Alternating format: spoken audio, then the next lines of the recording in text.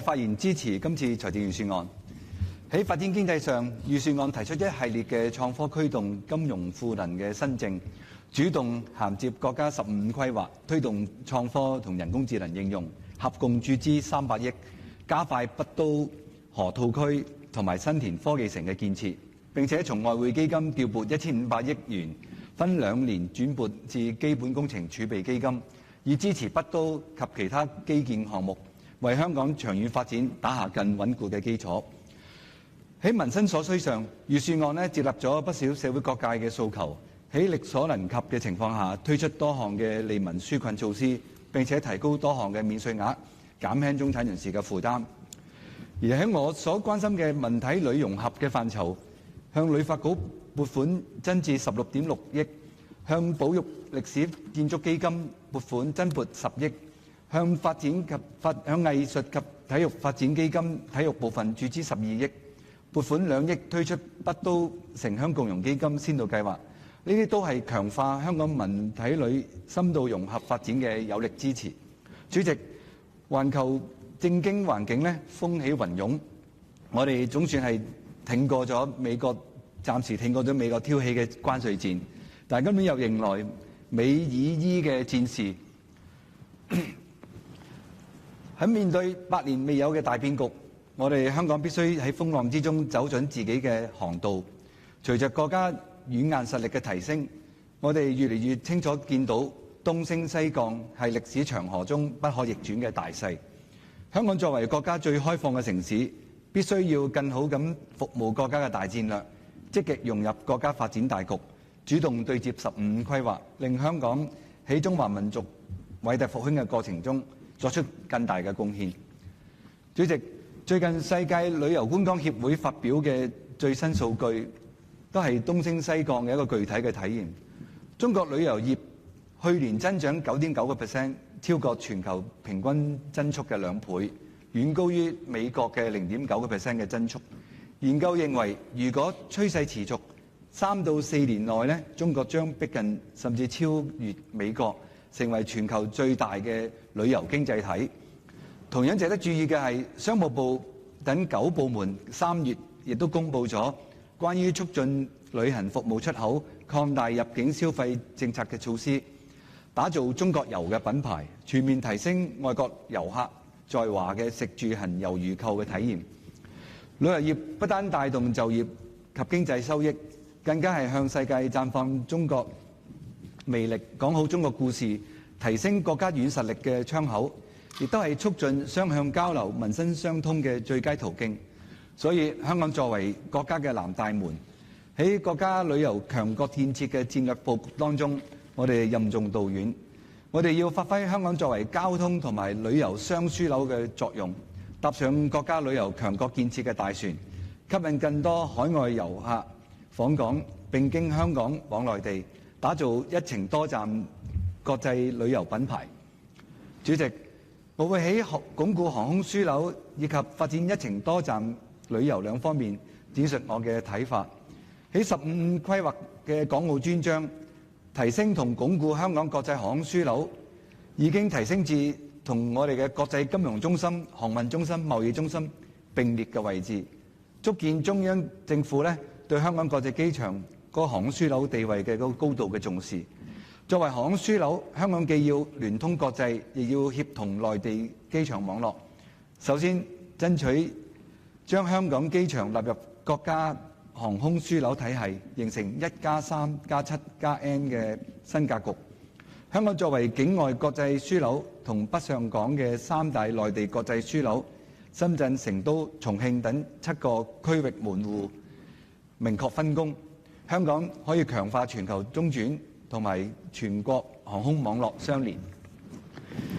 我一直認為香港機場係要接入國家嘅鐵路網，對接軌道上嘅大灣區發展。我好高興運物局喺審議預算案期間表示會積極研究喺規劃中嘅深港西部鐵路由洪水橋延伸至香港機場，並途經前海向北延伸至深圳寶安機場。另外，探討喺香港高鐵站增設行李託運同月慢登機。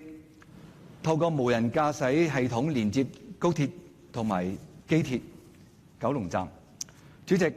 商務航空即係大家所認識嘅私人飛機服務，係推動本港高增值經濟嘅重要嘅支撐，亦係鞏固國際航空樞紐同埋超級聯繫人角色不可或缺嘅一部分。過去2年，據了解，香港商務嘅航空網絡覆蓋全球429個機場，比民航嘅200多個嘅目的地為多。據了解咧，喺2025年，香港商用航空中心共處理超過150架次同本港舉辦嘅盛事、峰會等相關嘅航班，接待過多位國際嘅巨星同埋多支知名嘅足球勁旅。香港前30大嘅市值上市公司有一半就以私人飛機作主要嘅出行方式，而使用私人飛機嘅新上市公司集資額亦都佔舊年全年 IPO 集資額嘅1/4。可見高端便捷嘅商務航空係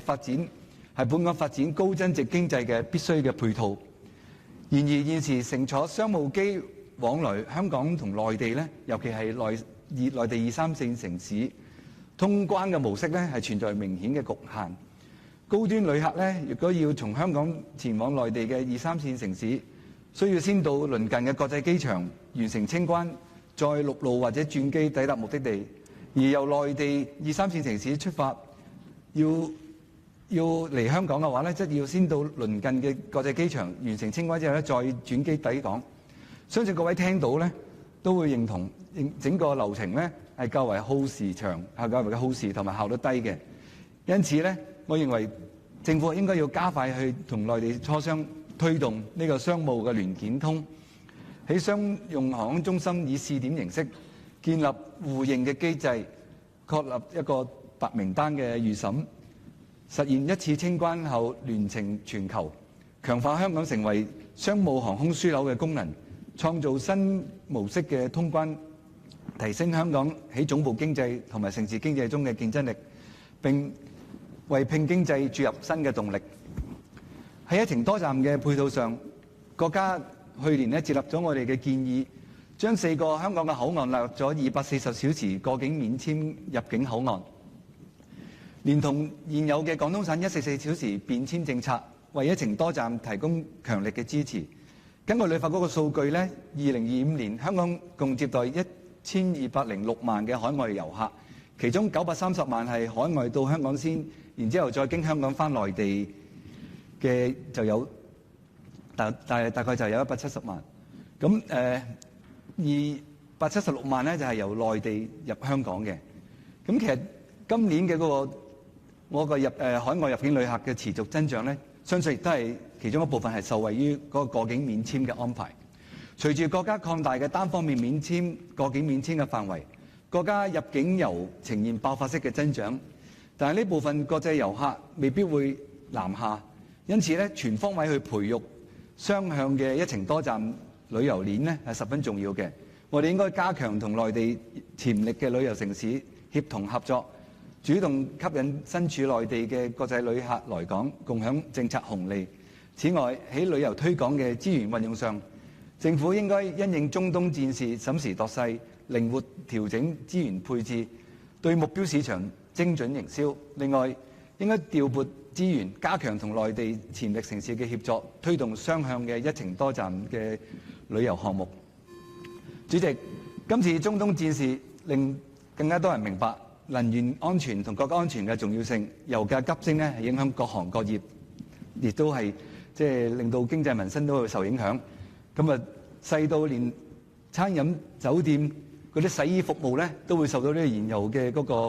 個飆升而影響，令到洗衣嘅成本大增。所以要避免觸發骨牌式嘅加價潮咧，係政府嘅擔當嚟嘅。